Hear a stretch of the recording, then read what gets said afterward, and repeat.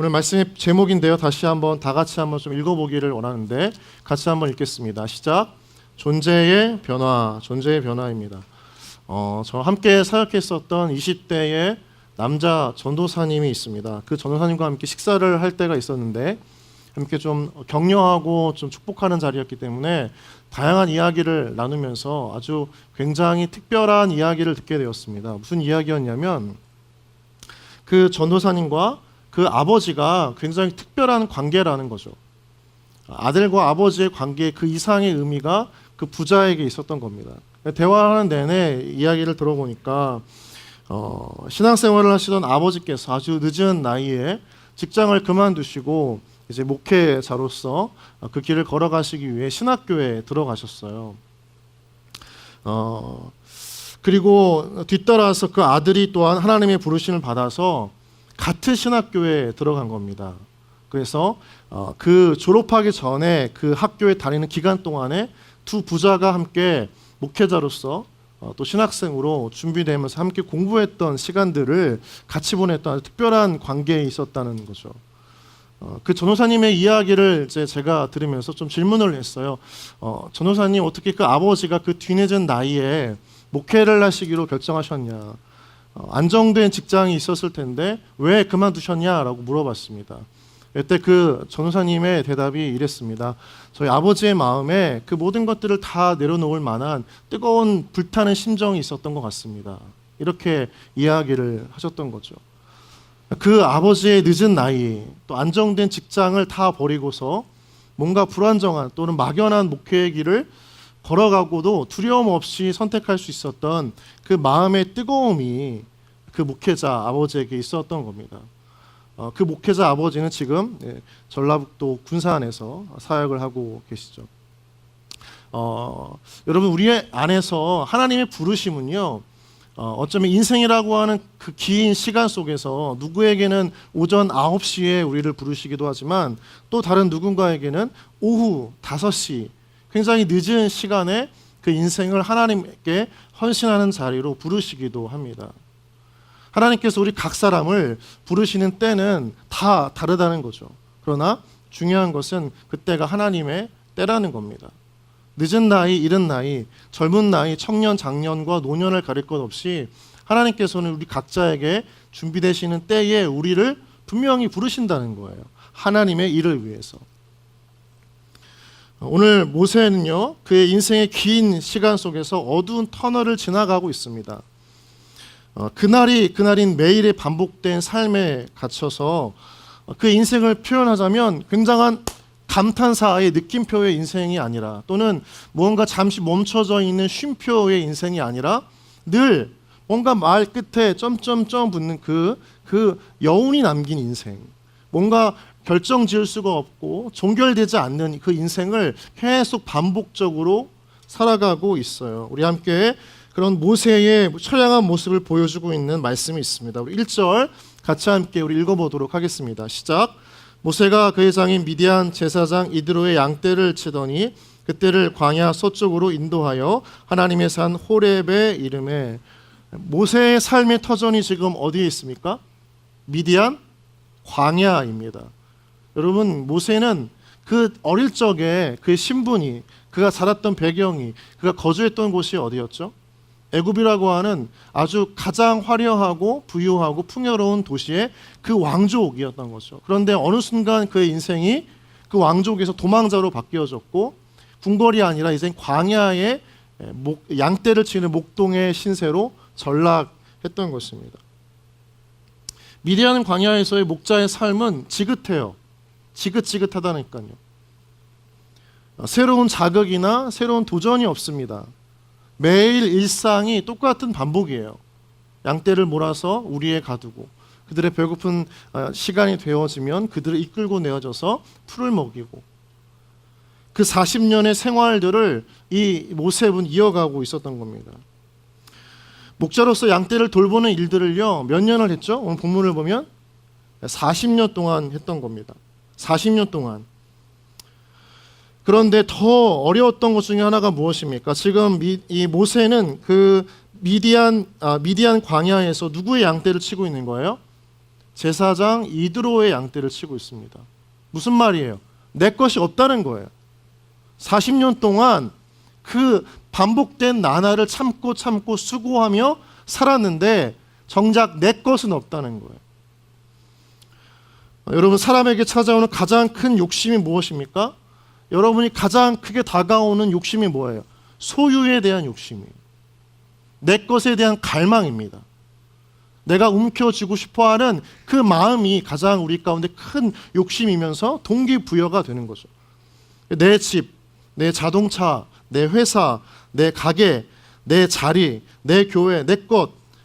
여러분이 가장 불안해할 때가 언제죠? 그것을 잃어버리게 될 때 가장 불안해해요.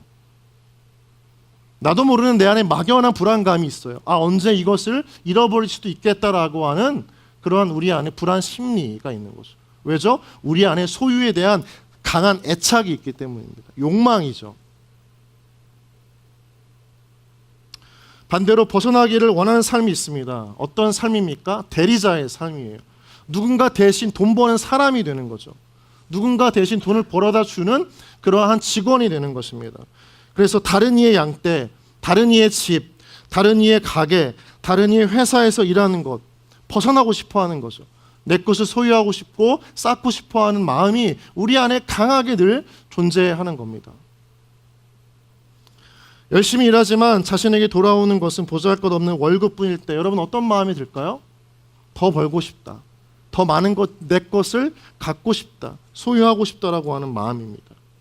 근데 그렇게 하기에는 너무나 버거운 삶이 우리 가운데 계속 반복되어지고 있는 거죠.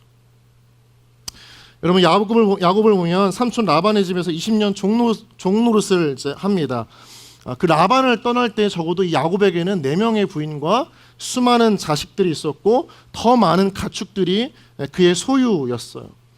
그리고 자신의 고향에 돌아올 때는 금이 환영했던 야곱이었지만 모세를 보면 이제 지금 그의 인생을 보면 아무것도 남아있지 않습니다. 40년을 일했는데 한 곳에서, 한 직장에서, 한 단체에서 그 삶의 지역 안에서 떠나지 않고 40년을 살았는데 그에게 남겨진 것은 아무것도 없다니까요. 여러분이라면 어떤 마음이 들겠어요?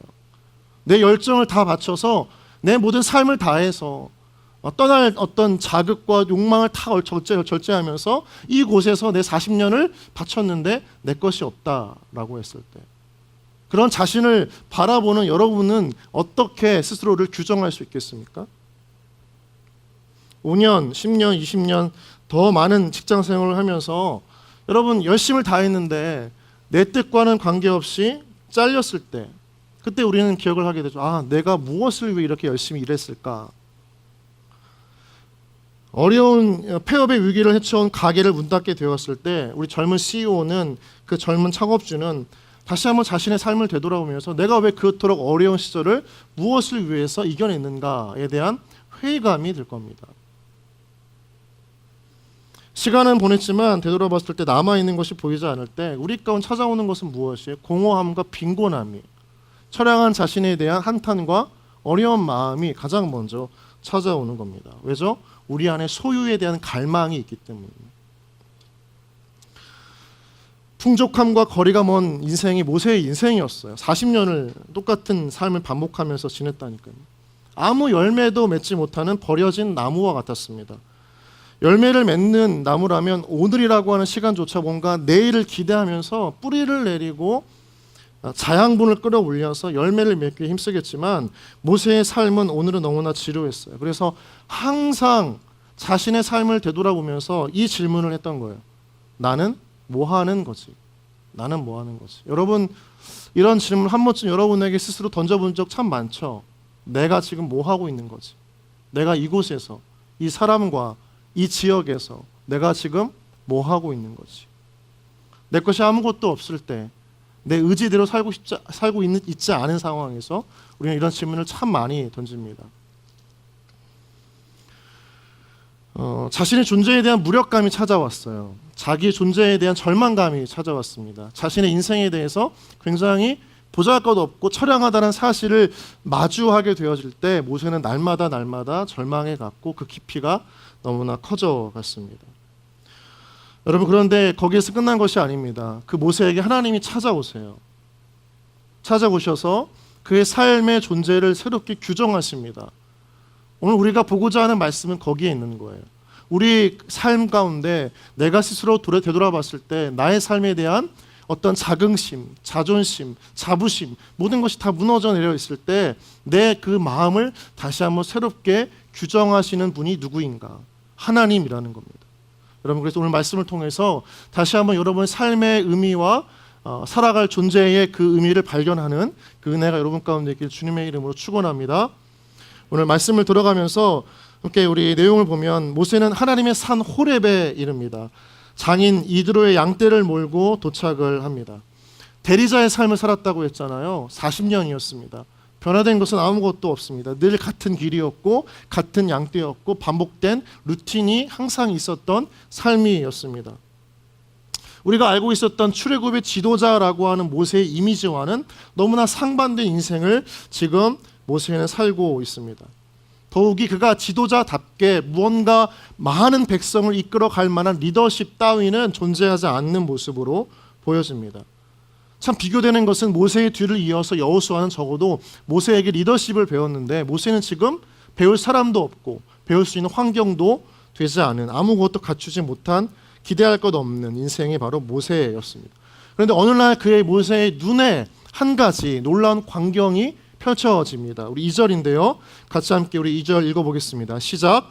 여호와의 사자가 떨기나무 가운데로부터 나오는 불꽃 안에서 그에게 나타나시니라. 그가 보니 떨기나무에 불이 붙었으나 그 떨기나무가 사라지지 아니하는지라. 불이 임한 곳이 어디입니까? 불이 임한 곳이 어디예요? 가시 떨기나무입니다. 여기 본문에서는 떨기나무만 나와 있지만 실제 원어의 내용을 보면 가시 떨기나무라고 이야기를 합니다. 우리 그림 잠깐 좀 보여주시겠습니까? 여러분, 광야에 한 그루 남겨져 있는 저 떨기나무를 한번 잘 여러분 눈에 담아 보세요. 가시떨기나무는 초라한 나무죠. 1m도 되지 않는 굉장히 볼품없는 관목입니다.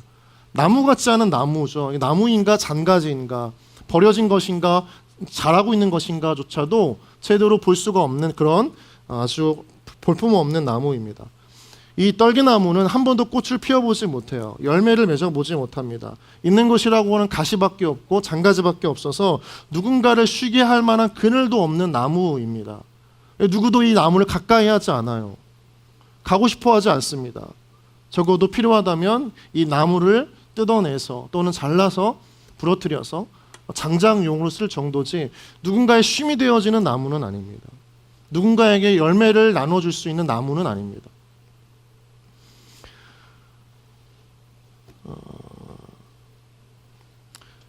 그래서 이 가시떨기 나무는요, 광야에서 있다고 했잖아요. 자신이 살아남기 위해서 굉장히 척박한 그 환경을 딛고 겨우겨우 살아내고 있는 존재가 가시떨기 나무이죠. 광야에는 이런 나무밖에 없습니다. 모세가 미디안 광야 생활 40년을 하면서 보았던 나무의 대부분은 다 저런 나무예요.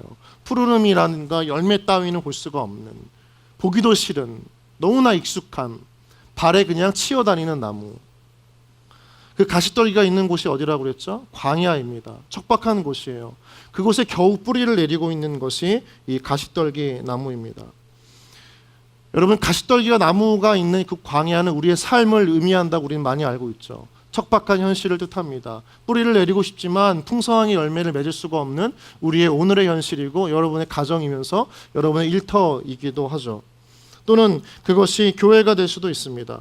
어쨌든 내가 뿌리를 내리고 싶지만 뿌리를 내릴 수가 없는, 열매를 기대하지만 뭔가 그 열매를 맛보지 못하는 어려운 현실, 척박한 현실, 메말라져 버린 땅, 그것이 바로 광야이죠. 버티고 버티어내어 살아있는 나무라고 하는 것은 이 가시떨기 나무밖에 없는 겁니다. 누군가를 품을 수 있는 마음의 여유가 없는 사람, 뭔가 내 삶에 열매가 없다고 스스로 자책하는 사람이 바로 이런 가시떨기 나무와 같은 인생을 살아가고 있는 거예요. 그래서 그런 사람에게는 참 안타까운 것이 조금만 손을 대도 금세 부러질 것 같은 마음, 건드리기만 해도 상처가 되어지는 마음, 뭔가 열매라든가 더 열매를 맺기 위한 노력을 이야기하면 그것이 자신에게 상처로 다가오는 사람, 그 사람이 바로 광야에 뿌리를 겨우 내리고 있는 가시떨기 나무입니다. 그 사람이 바로 모세이기도 하고요, 또한 우리이기도 한 겁니다. 하나님의 일은 누구보다 열심히 하지만 공허하고 최선을 다해 일은 하지만 의미를 찾지 못하고 오늘이라고 하는 현실 속에서 자신의 존재감을 잃어져 버려가고 있는 청년들이 있다면 그 사람이 바로 가시떨기 나무입니다. 여러분, 그런데 우리가 보고자 하는 것은 무엇이에요? 그 가시떨기 나무가 우리가 아니라 그 존재를 변화시켜 가시는 하나님을 보는 게 중요합니다. 우리 다시 한번 말씀을 같이 함께 보겠습니다. 3절인데요. 같이 함께 읽어보겠습니다. 시작. 이에 모세가 이르되 내가 돌이켜 가서 이 큰 광경을 보리라. 떨기나무가 어찌하여 타지 아니하는고 하니 그때에, 처음에는 지나셨습니다. 자꾸 초라한 그 나무에 불이 옮겼기 때문에 금방 탈 것이라고 모세가 생각했기 때문에 굳이 그 자리에 멈춰서서 구경하고 지켜본 게 아니라 지나쳤어요. 볼품 없으니까, 있던 나무였으니까. 그런데 5분 10분 주목을 하고 보니까 불은 꺼지지 않고 더욱이 나무는 타지 않고 있는 겁니다. 광야에서의 나무는 조그만 불씨 하나로도 금세 타버릴 수밖에 없는 환경이지만 오늘 무언가 불이 임했더니 그 불로 인해서 타지 않는 나무가 된 것입니다. 불이 임했는데 타지 않았다. 이 불은 어떤 불입니까? 하나님의 불이에요. 여러분, 성경에서 하나님의 불은 크게 두 가지를 상징합니다. 첫 번째는 심판과 저주를 뜻하죠. 타락한 도시, 죄인들이 가득한 소돔과 고모라에 불의 심판이 임합니다. 그래서 모든 존재를 싸그리 없애버리는, 흔적조차 남기지 않은 심판의 불입니다. 그 도시가 사라지면서 역사가 사라지고요, 문화가 사라지고 풍요를 상징했던 모든 물질이 사라집니다. 그래서 심판의 불은 파괴하고 사라지게 하는 데 목적이 있어요. 깡그리 다. 반대로 다른 불의 의미가 있습니다. 무슨 불입니까? 회복시키는 불입니다. 살리는 불이고 힘있게 하는 불입니다. 우리 이사야서 6장, 우리 함께 5절, 6절, 7절 말씀인데요. 우리 같이 한번 여러분 읽어보기를 원합니다. 같이 읽겠습니다. 시작. 그때 내가 말하되 화로다, 나여 망하게 되었도다. 나는 입술이 부정한 사람이요 나는 입술이 부정한 백성 중에 거주하면서 만군의 여호와이신 왕을 배웠음이로다 하였더라. 그때에 그 스랍 중에 하나가 부젓가락으로 제단에서 집은 바 핀 숯을 손에 가지고 내게로 날아와서 그것을 내 입술에 대며 이르되 보라, 이것이 내 입에 닿았으니 내 악이 제하여졌고 내 죄가 사하여졌느니라 하더라. 오늘 본문에서는 숯이라고 나오지만 다른 번역에 숯불로 나옵니다. 뜨거움이 있는 불이죠. 그 입술에 닿았던, 이사야의 입술에 닿았던 그 불은 이사야의 죄를 태우는 상징을 말합니다. 부정한 입술을 바꾸는 거죠. 어떤 입술로 바꾸는 것입니까? 하나님의 선한 고백을, 믿음의 고백을 전하게 되어지는 그 거룩한 입술로 바뀌어지는 겁니다.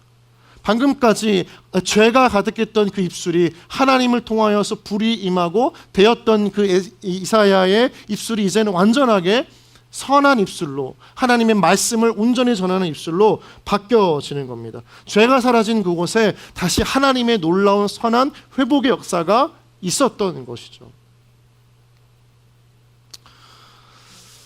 존재의 의미가 달라지는 것입니다. 똑같은 입술이지만 그 이제 입술의 의미가 달라지고 존재의 가치가 달라지는 거예요. 언제요? 하나님의 불이 임했을 때.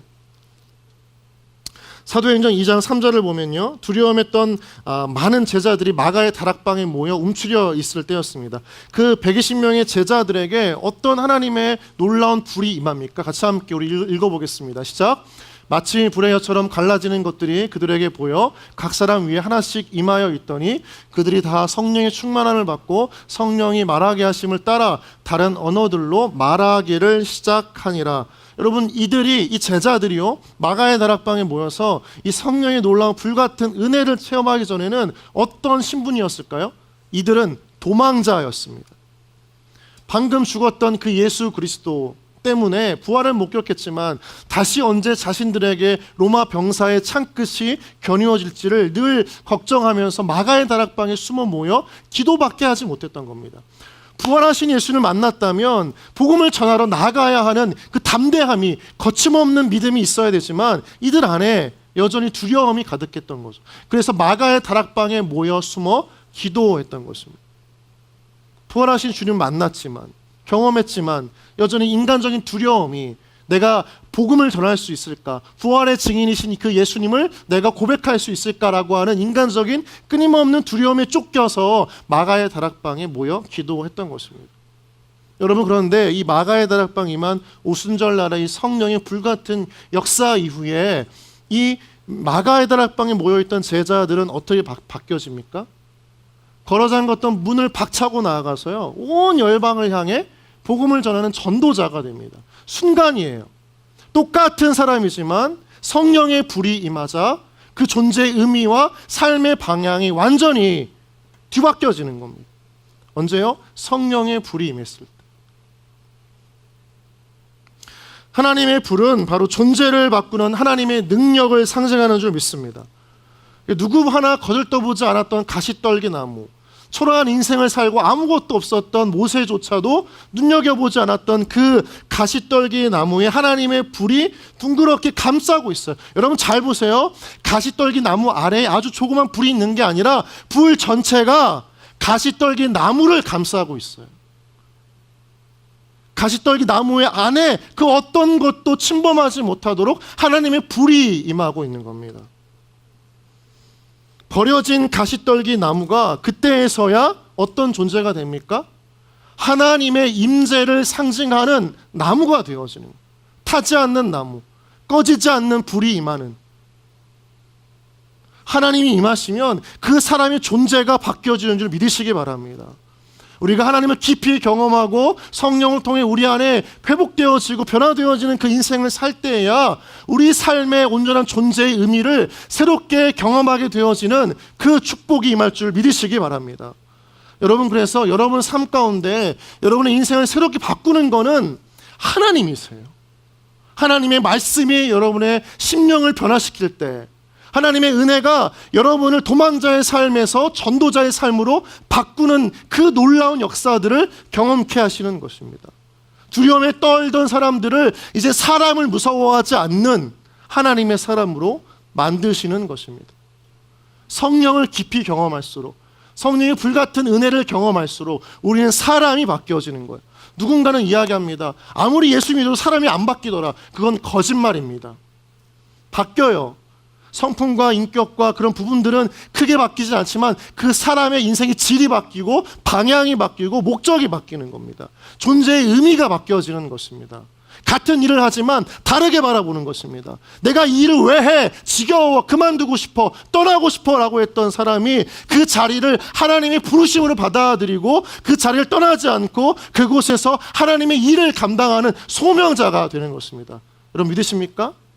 하나님을 깊이 만나면 그 은혜가 있는 겁니다.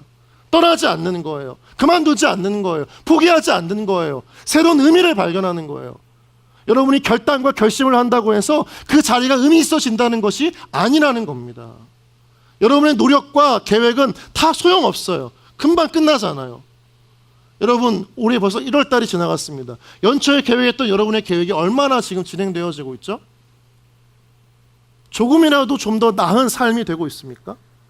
아니죠. 시간이 아니라 마음이 새로워져야 된다고 제가 첫 설교를 여러분과 나누었습니다. 마음이 여러분 새로워지고 있습니까? 지금?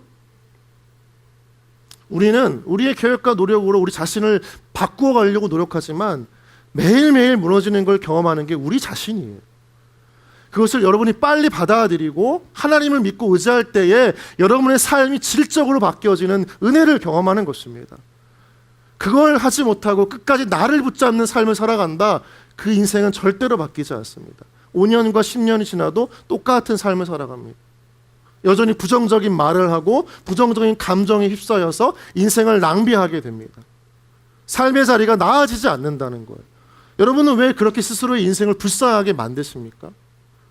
하나님이 있음에도 불구하고 그 하나님께 나아가지 않는 이유가 뭡니까?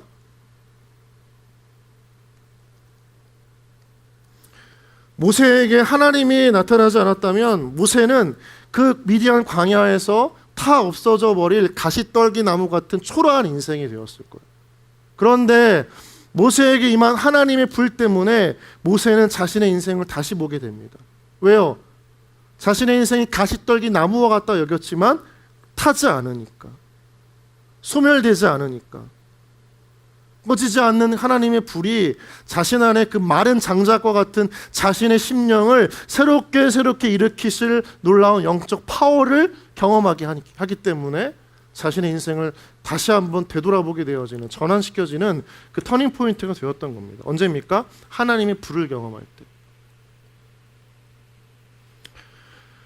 가시떨기에 임한 그 하나님의 불, 그것은 모세라고 하는 그 한 사람의 존재의 의미를 바꾸기 위한 하나님의 임하심이었습니다. 광야이잖아요. 근데 그 불이 하나님을 통해 나에게 임했을 때 어떤 사람은 두려워합니다. 내 삶을 하나님께 드리는 것에 대해서 걱정합니다. 무언가 더 헌신을 요구할까 봐 불안해합니다. 여러분, 하나님의 불, 하나님의 뜨거운 임재는 우리 가운데 무엇을 의미하냐면 우리를 살리는 불이에요. 우리를 보호하는 불이고 우리를 회복시키는 불이에요. 어떻게 알 수 있습니까? 여러분, 다니엘서를 보면요, 다니엘서 3장에 다니엘 세 친구들이 나오게 됩니다. 그 친구들의 이름은 사드락과 메삭과 아벳느고입니다. 느부갓네살 왕이 이 세 사람을 이제 결박해서 신앙을 유지한다는, 신앙을 포기하지 않는다는 이유 때문에 풀불에 던져버립니다. 죽으라고 하는 거죠. 그런데 놀라운 사건은 무엇입니까? 그 풀불이 얼마나 맹렬했던지 그들을 불에 던졌던 사람은 다 죽었어요. 그런데 이 다니엘의 세 친구, 그 불 안에 있었던 사람들은 오히려 죽지 않습니다. 우리 말씀을 한번 찾아서 보도록 하겠습니다. 다니엘서 3장 20절부터 23절 말씀입니다. 나와 있지 않기 때문에 성경책을 피셔야 볼 수 있습니다. 다니엘서 3장 20절부터 23절입니다. 구약 1237쪽입니다. 우리 같이 한번 읽어보도록 하겠습니다. 우리 교독해서 제가 읽고 여러분 한 절 읽고 하겠습니다. 19절입니다. 느부갓네살이 분이 가득하여 사드락과 메삭과 아벳느고를 향하여 얼굴빛을 바꾸고 명령하여 이르되 그 풀물불을 뜨겁게 하기를 평소보다 7배나 뜨겁게 하라 하고,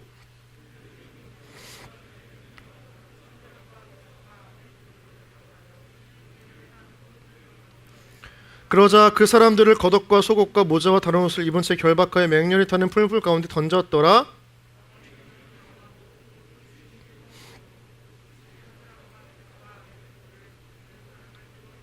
자, 23절 같이 읽겠습니다. 이 세 사람 사드락과 메삭과 아벳느고는 결박된 채 맹렬히 타는 풀무불 가운데 떨어졌더라. 네, 27절 같이 읽겠습니다. 시작. 총독과 지사와 행정관과 왕의 모사들이 모여 이 사람들을 본즉 불이 능히 그들의 몸을 해하지 못하였고 머리털도 그을리지 아니하였고 겉옷빛도 변하지 아니하였고 불탄 냄새도 없었더라. 여러분, 그렇다면 이 불은 무엇을 의미하는 불입니까? 믿음을 지키고 믿음의 삶을 이방 나라에서 살고자 했었던 이 세 사람, 다니엘의 친구를 보호하는 하나님의 불이었던 거예요. 그들을 죽이려고 했었던 그 관원은 그 맹렬한 풀무불에 타 죽었습니다. 22절을 보면 붙든 사람을 태워 죽였다라고 하잖아요. 태워 죽였다랍니다. 불이 태워 죽인 것입니다. 누구를 태워 죽여요? 믿음을 유지하고 살아가고자 하는 이 세 사람을 불에 빠뜨리려고 하는 사람을 태워 죽인 겁니다. 탄 것이 아니라 태워 죽인 것입니다. 하나님이 이 세 사람을 보호하셨다는 겁니다. 살리셨다는 겁니다. 그래서 여기서의 풀무불의 불은 느부갓네살 왕이 이들을 위해 준비한 징계해버리자 저주의 불이지만 하나님은 그것을 살리는 불, 생명의 불, 보호하는 불로 바꾸시는 것입니다. 여러분, 이 기적을 믿으시기 바랍니다. 이 은혜가 여러분 가운데 있기를 주님의 이름으로 축원합니다. 믿음으로 살면 척박한 현실에 가시떨기나무 같은 존재도 하나님의 불을 통해서 그 사람을 보호하시는 것. 이 모세에게 임하였던, 그가 보았던 가시떨기나무의 불은 바로 그 자신을 보호하는 하나님을 만나게 하는 불이었다는 겁니다. 하나님은 누구이십니까? 우리를 살리시는 분이에요. 회복시키시는 분이고 우리에게 끊임없는 영적 파워를 주시는 분이에요. 모세는 연약한 사람이었습니다. 40년 동안 똑같은 일을 반복했다라고 하면 그 사람에게 나아진 직무의 능력, 어떤 탤런트, 은사는 아무것도 없어요. 그 일 하나만 했잖아요. 무기력하게 반복적으로. 그런데 그 사람을 쓰기 위해서 하나님이 가시떨기 나무와 같이 금방이라도 부러질 것 같은 상처나기 쉬운 그 인생, 메말라 죽기 쉬운 딱 좋은 그 인생을 보호하시고 살리시고 회복시키겠다고 하나님의 불이 그 가시떨기 나무에게 임하는 것이란 말입니다. 하나님이 여러분을 만나주시는 이유가 뭐예요? 하나님이 여러분에게 찾아오시는 이유가 뭐예요? 여러분에게 은혜를 주시는 이유가 뭐예요? 스스로를 그렇게 볼품없이 허약하게 빈곤한 인생, 척박한 땅에 겨우 살아내는 인생으로 착각하지 말라는 겁니다. 하나님이 그러한 인생도 쓰시는 인생이라는 거예요. 여러분 이것을 믿으십니까? 우리 청년들을 만나보면 많은 청년들이 이렇게 이야기를 합니다. 목사님, 저는 더 이상 아무런 능력이 없어요. 자기 부인이 아니라 자기 포기를 하는 사람들을 참 많이 만나요. 부인을 했으면 정말 그냥 얘가 좀 믿음이 있구나, 아직 은혜가 남았구나 생각할 텐데, 그게 아니라 자기 부인이 아니라 다 자기 포기한 인생들 참 많아요. 목사님, 저는 더 이상 섬길 마음도 능력도 아무런 힘도 없습니다. 저는 그런 능력도 없고 달란트도 없어요. 저는 육체적으로, 정신적으로, 영적으로 말라 죽어있는 그런 나무 같다라고 이야기해요. 그런 청년들의 이야기를 들을 때마다 한편으로 제 마음에 참 아픔이 있어요. 왜냐하면 그들의 삶을 저도 지나왔고 지금도 만날 때마다 그 고백이 가짜가 아니거든요. 진짜 힘들어 하거든요. 그런데 안타까운 건 뭐냐면 그렇게 자기 자신에 대한 동정과 자기 자신에 대한 연민과 자기 자신의 삶에 대한 공감을 요청하지만 정작 그들을 바라보는 하나님의 마음에 전혀 공감하지 않는 청년들을 보면 마음이 너무 어려워요. 너무 어려워. 그들을 보는 하나님의 마음에는 그들 스스로는 아무런 감동도 없고 관점도 없고 관심도 없는 거예요. 오직 자기 자신만 보는 거예요. 힘든 나, 지친 나, 말라붙은 나, 생명력이 없는 나, 아무런 열매가 없는 나, 그러나 겨우 광야에 뿌리를 내려서 매일매일 반복할 수밖에 없는 그 삶을 살아가고 있는 나만 보는 거예요. 하나님이 나를 어떻게 보시는지에 대한 관심은 없고 그 마음은 전혀 없는 채 그저 내가 규정하는 나로 살아가는 여러분을 보면 하나님이 얼마나 가슴 아파하실까, 얼마나 답답해 하실까, 얼마나 슬퍼하실까. 왜 여러분의 인생을 여러분이 규정하죠? 여러분의 인생을 만드신 건 하나님이시죠. 여러분을 이 땅에 존재하게 하신 건 하나님이시죠. 여러분을 날마다 새로운 삶으로 인도하시는 것도 하나님이시죠. 하나님이 바라보시는 여러분을 규정해야죠. 왜 아침이면 일어났다가 저녁이면 그 감정이 뒤죽박죽 바뀌어져가는 여러분 스스로에 대한 규정을 여러분이 하냐는 거예요. 왜죠? 여러분 마음에 하나님이 나를 어떻게 보시는지에 대한 불신뢰, 그런 관심이 없기 때문입니다.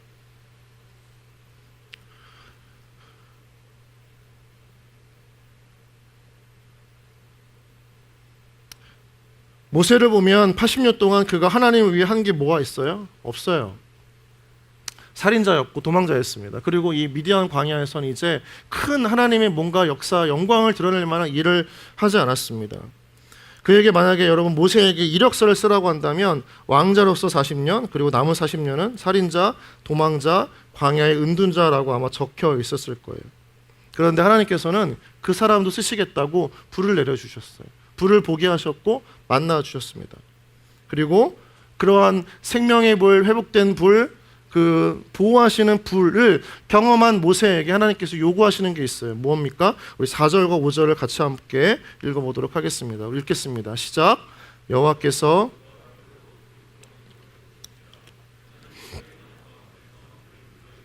모세야 모세야 하시매 그가 이르되 내가 여기 있나이다. 하나님이 이르시되 이리로 가까이 오지 말라. 내가 선 곳은 거룩한 땅이니 내 발에서 신을 벗으라. 여러분, 하나님이 모세에게 무엇을 요구하십니까? 가까이 오지 말아라. 네가 선 곳은 거룩한 땅이니 그 자리에서 무엇을 하라고 요청하시죠? 신을 벗으라. 신을 벗어야 할 장소라면 거부감이 없어요. 지금 당장이라도 내 신발을 벗어가지고 서겠지만 지금 어디죠? 광야입니다. 마른 땅이고 척박한 땅이고 날카로운 돌들이 가득한 땅입니다. 그런데 하나님은 거기서 신발을 벗으라고 요청하시는 거예요. 신발을 벗기에 적합한 장소가 아닙니다. 때가 아닐 수도 있죠. 오히려 모세가 다칠까 봐 하나님이 벗지 말아라 하고 이야기하실 수도 있는 장소입니다. 그런데 그런 상황을 고려하지 않고 다 아시면서도 하나님께서 모세에게 요구하시는 것, 신을 벗어라. 벗을래? 물어보지 않았어요. 벗으면 좋겠어? 부탁하신 것도 아닙니다. 벗어라. 신발을 벗는 행위와 거룩한 땅 사이에서는 연관된 의미가 있습니다. 여러분, 한국의 신화학자이면서 소설가인 이윤기가 저술한 그리스 로마 신화를 보면요, 참고할 부분이 있는데 신발은 곧 그 사람의 일생을 상징합니다. 그 사람이 걸어왔던 길, 그가 살았던 삶을 고스란히 담아내고 있는 게 신발의 의미예요. 여러분, 우리가 직장을 구할 때 이런 면접을 하기 전에 이력서를 작성합니다. 이력서의 첫 자, 이자는 밟을 이예요. 여러분이 그 한 칸 한 칸 적어져 내려가는 것은 단순한 여러분의 삶의 텍스트가 아니라 여러분이 걸어온 인생의 길이라는 뜻입니다. 이력서에는 우리가 적어내는 것은 글자가 아니라 그 사람이 걸어온 인생의 길을 압축해서 적어내는 것이 이력서예요. 다른 말로 하면 신발의 역사예요. 여러분이 걸어온 길입니다. 한 사람의 삶이기도 하고 인생이기도 합니다. 그 신발은 어디를 가든지 따라다녀요. 그 사람의 삶이기 때문입니다. 신발을 벗어라라고 하는 모세에 대한 하나님의 요청은 무엇입니까? 너의 길을 이제 그만 걸어라. 내가 걷고자 했었던 인생의 길을 이제 그만 걸어라. 스스로 걷고자 했었던 그 인생을 이제는 벗고 하나님께서 이끄시는 길로 가라 하는 것입니다. 신을 벗으라. 거룩한 땅이니. 여러분, 거룩한 땅입니까? 미디안 광야는 거룩한 땅이에요. 척박한 땅이죠. 어쩌면 아까 이야기했지만 그 광야가 여러분의 현실을 의미한다면 그곳은 정말 괴로운 곳입니다. 팍팍한 곳이고 거룩한 땅이라고 이야기할 수 없는 곳입니다. 그런데 그 땅이, 그 삶이, 그 직장과 일터가, 헌신의 자리가 어떻게 거룩해지죠? 여러분의 신을 벗을 때 거룩해지는 것. 여러분이 걷고자 하는 그 길을 가지 않으려고 할 때, 하나님께서 걸어가시는 길을 가라고 하실 때 그곳이 모두가 다 거룩한 땅이 되는 거예요. 여러분, 여기 자리에 앉아있는 우리 모든 청년들의 삶이 하나님 앞에 신발을 벗고 걸어가는 모든 여정 속에서 하나님께서 축복하시는 귀한 주님의 길이 되어지길 주님의 이름으로 다시 한번 축원합니다. 하나님을 따라간다면 여러분의 길은 여러분의 이력서를 채우기 위한 경력을 쌓는 길이 아니라 하나님의 스토리를 쌓아가는 놀라운 이야기가 되는 겁니다. 성공이든 실패이든 자신의 인생을 내려놓지 못하면 교회에 있던 선교지에 있던 거룩한 땅이 되지 못하지만 반대로 자신의 인생을 내려놓을 때 그 어떤 곳이든 여러분이 무엇을 하든 그곳은 하나님의 거룩이 임하는 거룩한 나라이자 거룩한 하나님의 땅이 되는 것입니다. 여러분, 말씀을 맺겠습니다. 오늘 본문을 묵상하면서 모세가 바라보았던 가시떨기 나무가 누구죠? 여러분입니다. 또 저 자신이에요.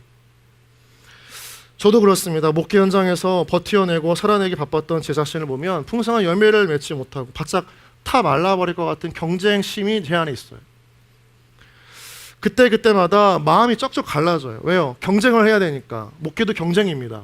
더 잘 나가야 돼. 더 은혜롭게 해야 되고 더 많은 성도들이 있어야 살아남습니다. 근데 그것을 제 인생의 목적으로 둘 때 제 마음은 쩍쩍 갈라지는 거예요. 내 안에 하나님이 주시는 힘이 없기 때문입니다. 그것을 의지하지 않고 내가 걸어가고자 하는 길로 걸어가고 싶어 하기 때문입니다. 목회라고 하는 껍데기가 있지만 그 안에서 내가 계획한 길을 걸어가면 그건 목회가 아니라 내 길이 되는 겁니다. 하나님의 길이 아니라. 여러분도 마찬가지인 거예요. 똑같이 여러분이 추구하고자 하는 인생의 성공을 위해 달려간다면 그건 하나님의 길이 아닙니다. 비전을 포장한 여러분의 욕망이에요. 그러나 그 자리에서 적어도 스스로를 규정할 때 볼품이 없지만 하나님께서 함께 하심을 믿고 하나님의 길을 걸어간다면 그 길은 거룩한 길이 되는 겁니다. 여러분이 밟는 모든 땅, 하는 모든 일은 하나님의 거룩한 영역이 되는 겁니다. 여러분, 청년의 시절 가운데 그런 은혜가 있어야 될 줄 믿습니다. 여러분, 고린도후서 참 제가 많이 은혜 받았던 말씀인데요. 고린도후서 4장을 보면요, 우리가 알고 있는 질그릇이 있습니다. 여러분 다 기억하시죠? 네, 우리 스크린 좀 올려주시고요. 여러분 다 기억하시죠? 질그릇. 고린도후서 4장에 나오는 질그릇입니다. 질그릇은 어떤 그릇입니까? 쉽게 상처받고 깨어지고 부서지기 쉬운 그릇이 질그릇입니다. 그냥 아무나 쓰는 그릇이 질그릇이에요. 그래서 이 고린도후서 4장을 보면 그 질그릇 안에 경험하는 많은 어려움을 이야기합니다. 사방으로 우겨쌈, 답답함, 박해, 그 다음에 고난, 거꾸러뜨림, 망하는 것, 다 부정적인 거예요. 그러나 여러분 잘 보면 이 말씀 안에 놀라운 은혜가 있습니다. 무엇입니까? 그렇게 우겨쌈을 당하고 답답하고 거꾸로팀을 당하고 망하는 그 질그릇 같은 삶도 그 안에 보배이신 예수 그리스도가 있기 때문에 어떤 그릇이 되는 거예요? 보배를 담은 그릇이 되는 겁니다. 보배를 담은 그릇. 여러분 안에 여러분을 품고 내가 주인이 되어지면 여러분은 질그릇밖에 안 돼요. 그러나 여러분 안에 비록 질그릇 같은 인생이지만 금세 부러질 것 같은 가시떨기 나무이지만 여러분 마음 안에 하나님의 불이 임하면 또 예수 그리스도를 담으면 여러분은 누가 되는 것입니까? 예수를 품은 질그릇, 하나님의 불이 임하는 가시떨기 나무가 되는 것입니다. 여러분, 여러분의 삶의 선택은 여러분 가운데 있지만 오늘 말씀을 들어보면 우리가 선택해야 될 것은 분명합니다. 여러분 마음에, 여러분 삶에 예수를 담으십시오. 하나님의 불을, 하나님의 마음을, 하나님을 여러분 삶 가운데 담으십시오. 그리고 스스로 내 삶을 규정하지 마시고 하나님이 여러분을 바라보는 대로, 하나님이 여러분 삶을 규정하는 대로 그렇게 받아들이고 주님 뜻대로 살아갈 때 여러분의 모든 삶이 하나님의 나라를 확장하는 거룩한 믿음의 발걸음 되어지기를 주님의 이름으로 축원합니다.